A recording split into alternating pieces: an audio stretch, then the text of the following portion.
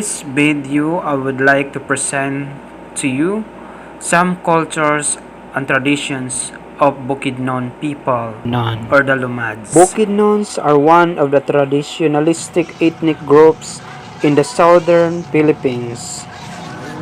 They inhabit the northeastern part of Mindanao, the second largest island of the archipelago. The term Bukidnon, mountain dweller, was derived from the Cebuano language, but nowadays it is accepted by most members of the ethnic groups Kaamulan Festival. It is an ethnic cultural festival held annually in Malaybalay City, Bukidnon, in the Philippines from the second half of February to March 10. The anniversary date of the foundation of Bukidnon as a province in 1917. It is held to celebrate the culture and tradition of the seven ethnic tribal groups Bukidnon, Higaonon, Talaandeg, Manobo, Matigsalog, Tiguhanon, and Umayamnon that originally inhabit the province. It is the only authentic ethnic festival in the Philippines.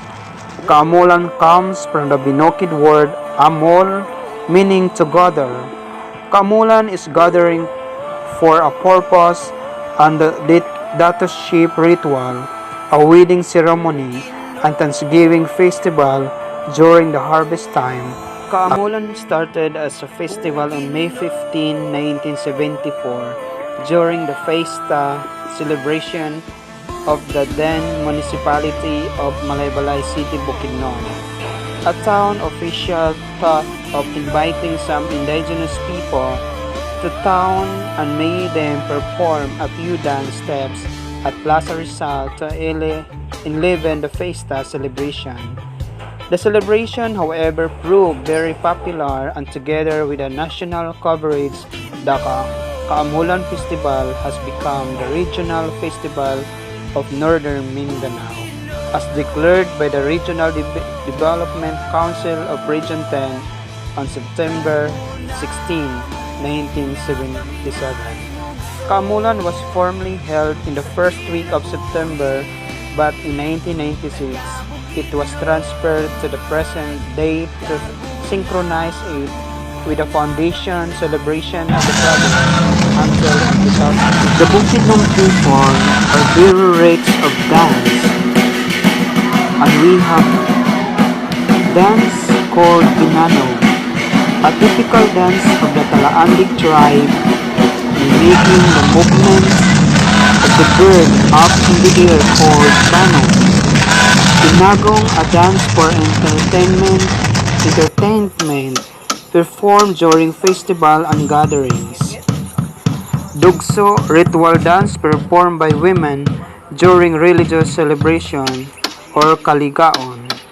Binailan, the dance of the bailan or priest during a tinaklaran ritual. Pinagkabula, a dance performed solo.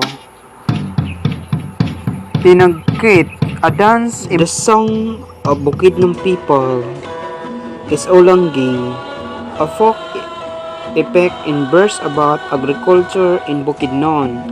Limbay, a lyric poetry song to express the singer's anguish and inner feelings. Sala, a song used to express feelings of love. 6. Basahan are proverbs usually done during a contest to determine who is out. One example of language of Bukidnon is Binokid, means mountain.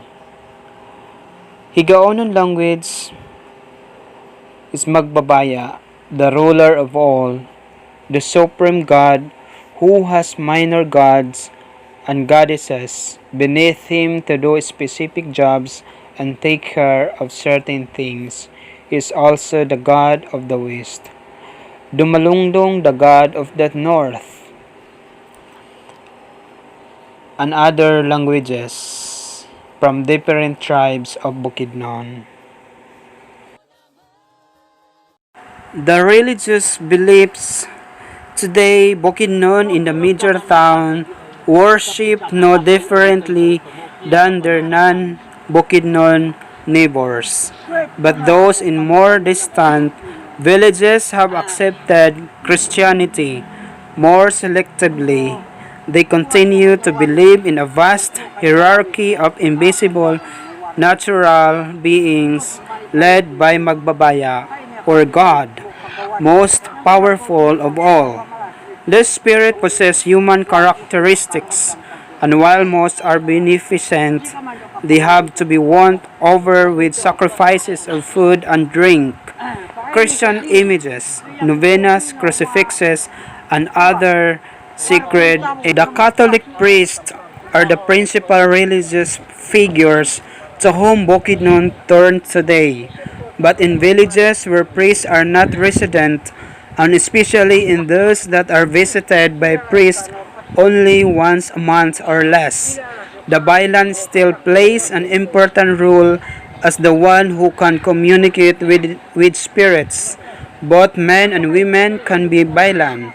One who wishes to do so simply studies with an established Bailan to learn how to ascertain the cause of illness by identifying which spirits is involved and how to perform the precise actions and intone the exact invocation called for in ceremonies intended to summon and place the spirit in questions. Bailan claim they have never formed a priesthood and they have no temples or churches. Bukidnon is a highland paradise in the heart of Mindanao.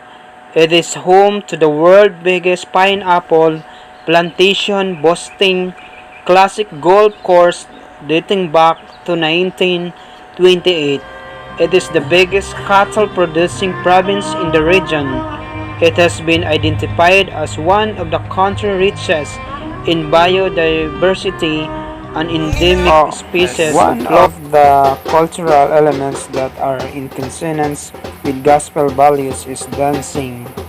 Dancing is one way of expressing gratitude to God for all the blessings that He gives to all people, especially these children just finished their studies and they dance because of joyful and expressing their happiness to God for all the protection, giving the strength and wisdom during these studies.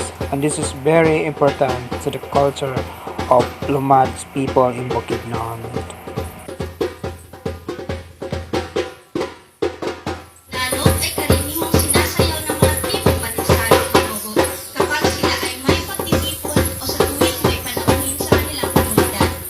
Ito ay sumisimbolo ng isang pamayanan o tribo na bukas at may pagkakaisa.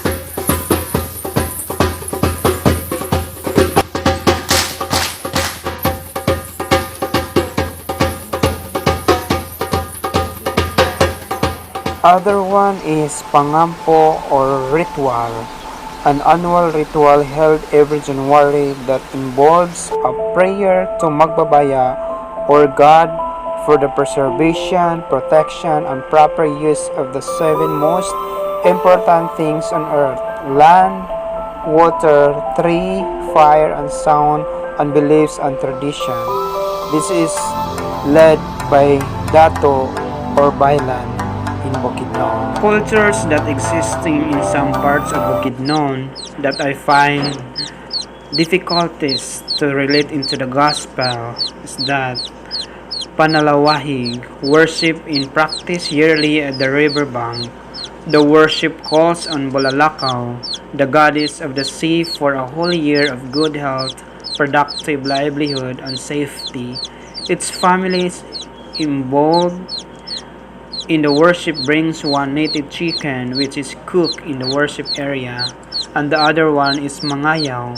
A person or group of a person seek justice through killing anyone, Ipes or Nath, who entered in the area. That's all. Thank you for watching in this video's presentation. I hope we enjoy. God bless you all.